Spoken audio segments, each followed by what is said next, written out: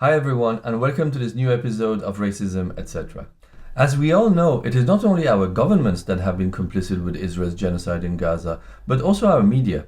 Very consistently, our most reputed media, including liberal or even progressive outlets such as the BBC and the New York Times, have given political cover to Israel's actions, peddled Israel's propaganda, dehumanized Palestinians, made them responsible for their own extermination, and cast doubt on the work of scholars and international experts who are trying to draw attention to history's best documented genocide.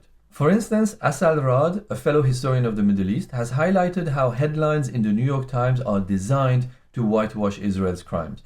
For instance, they carefully avoid naming Israel when a horrific killing is committed, by using the passive tense, for instance, or they make it appear as if the said massacre is collateral damage, sad but necessary. However, the New York Times has no problem naming Russia when they attack Ukraine. Things are even worse at the BBC, and that matters because it is one of the most frequented news sources in the world with a stellar reputation.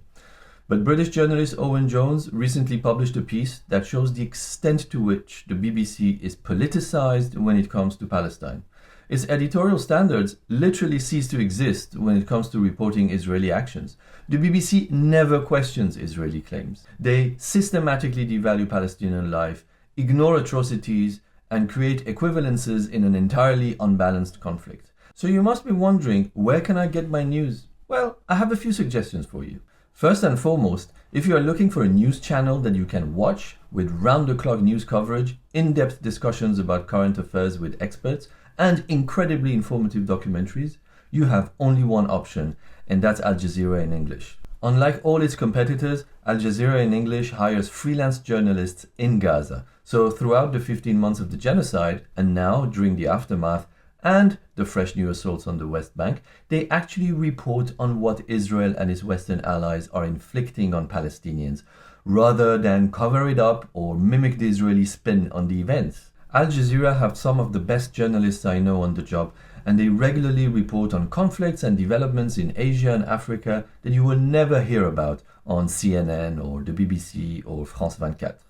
Plus, they have a website that you can read and podcasts that you can listen to. And yes, it is funded by the state of Qatar, but it's the only news channel that does not have policies that tell their employees to avoid talking about genocide, to avoid humanizing Palestinians, and just rehash IDF lies.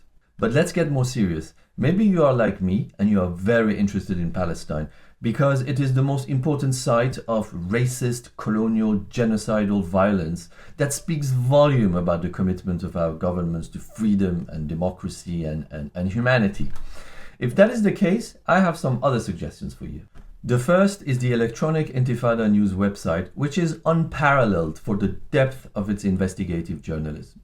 They revealed, for instance, that the claims that on 7th of October Israeli women were raped and mutilated and that strings of babies were beheaded were all lies. They revealed that hundreds of the victims of the 7th of October were killed by Israeli soldiers themselves, following the IDF's so-called Hannibal doctrine. The Electronic Intifada is a website that you can read, and you should, and you can follow their programs as podcasts or as videos on YouTube. Do not miss. The following news resource that I would recommend is Mondovice, which is a website that was founded by anti-Zionist American Jews. But of course, it also features many Palestinian voices, journalists, and authors. It focuses on Palestine and Israel and the US. But that is key, isn't it? How can we take the US out of the equation? And the entire US Zionist establishment hates Mondovice, which tells you just how good it is. I particularly like the opinion pieces they publish and their podcasts. And finally, if you are more interested in what is going on in the eye of the storm, in the heart of empire, by which I mean Washington, but you are looking for a media that is critical, that does not serve the interests of the American plutocracy, that takes a perspective, that gives a voice to the voiceless, and highlights US complicity in the colonization and extermination of Palestinians, then you need to check out The Intercept. It's a news website, and they also have podcasts. There are many other news websites and resources that I could recommend. The Middle East Eye is excellent. I really like the Instagram account of Jewish Voice for Peace. So do check them out and do switch to them. And do switch to Al Jazeera, to the Electronic Intifada, to Mondovice, and to The Intercept. And let me know what you think.